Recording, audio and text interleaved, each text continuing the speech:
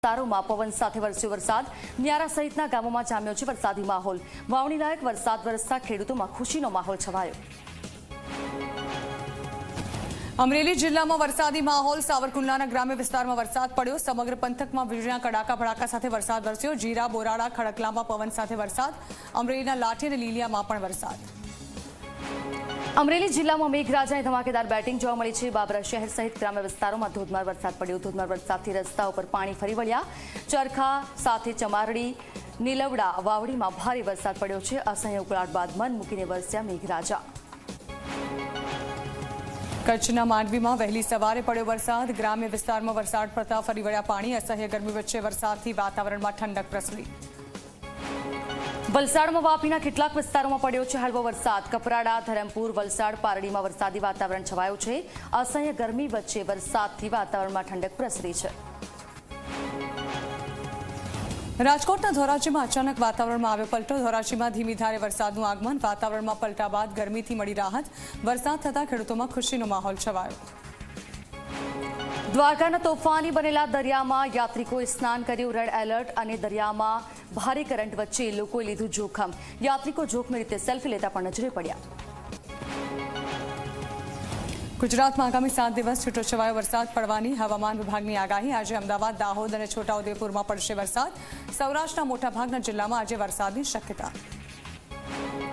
આજથી 10 દિવસ સુધી વરસાદ વરસવાની આગાહીકાર અંબાલાલ પટેલે આપી છે આગાહી ભારે પવન સાથે મેઘરાજા મન મૂકીને વરસશે 28 જૂન સુધી સમગ્ર રાજ્યમાં સારો વરસાદ રહેશે। પાવાગઢમાં જૈન તીર્થંકરની મૂર્તિ ખંડિત થવા મામલે સુરતમાં પૂજ્ય કુલ ચંદ્રવિજય આચાર્ય ભગવંતે આપ્યું નિવેદન કહ્યું કે આપણે માત્ર નોટ બેંક છીએ વોટ બેંક નથી આપણે જ દર વખતે આજીજી કરવી પડે છે આવતીકાલ માટે આપણે વોટ બેંક વધારવી પડશે। પાવાગઢમાં જૈન તીર્થંકરોની મૂર્તિ ખંડિત થવા મામલે થયું સમાધાન જિલ્લા વહીવટીતંત્ર પોલીસ મંદિર ટ્રસ્ટ અને જૈન સમાજના અગ્રણીઓની બેઠકમાં આવ્યો વિવાદનો અંત મૂર્તિઓને પુનઃસ્થાપિત કરવા માટે પાવાગઢ મંદિર ટ્રસ્ટે જૈન સમાજને બાંહેધરી આપી। પાવાગઢમાં પૌરાણિક જૈન તીર્થંકરની મૂર્તિઓને પુનઃ સ્થાપિત કરવાની કામગીરી હાથ ધરવામાં આવી ખાસ કારીગરોને બોલાવીને મૂર્તિનું પુનઃસ્થાપન પોલીસ અને તંત્રની હાજરીમાં કામગીરી કરાઈ।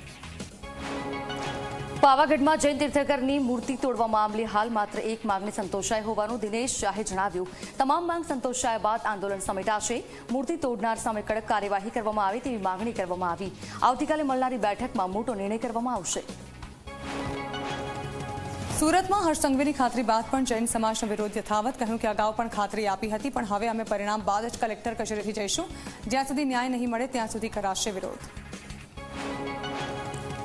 સાયખા અને દહેજ જીઆઈડીસીમાં જમીનની ફાળવણીમાં ભ્રષ્ટાચાર થયો હોવાના ગુજરાત કોંગ્રેસ પ્રમુખના આરોપ બાદ ઘમાસાણ ઋષિકેશ પટેલે કહ્યું કે તમામ પ્લોટની ફાળવણી નિયમ પ્રમાણે જ કરાઈ છે આ નિવેદન પર ગુજરાત કોંગ્રેસ પ્રમુખે કહ્યું કે મારા એક પણ પ્રશ્નનો જવાબ આપ્યો નથી।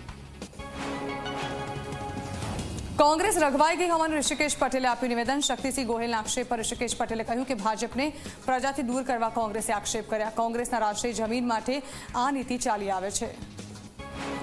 જીઆઈડીસીમાં પ્લોટની ફાળવણીમાં ભ્રષ્ટાચારના આરોપો પર ઋષિકેશ પટેલે આપ્યું નિવેદન કહ્યું કે અરજી મંગાવી પ્લોટની હરાજી કરવામાં આવે છે વિકાસની રાહમાં રોડા નાખી રહ્યા છે કોંગ્રેસના કાર્યકરો ઉદ્યોગ ગૃહોની વ્યાજબી માગણી સ્વીકારાઈ છે। અમારા કોઈ પ્રમુખ આવી વાત ન કરી શકે વિજય શાહના નિવેદન પર મંત્રી ઋષિકેશ પટેલની પ્રતિક્રિયા કોઈ આવી વાત જ ન કરી શકે એટલે પગલાંનો સવાલ જ નથી। વડોદરામાં રાવપુરના એક કાર્યક્રમમાં ભાજપ પ્રમુખ વિજય શાહે નેતાઓને વિચિત્ર સલાહ દરેક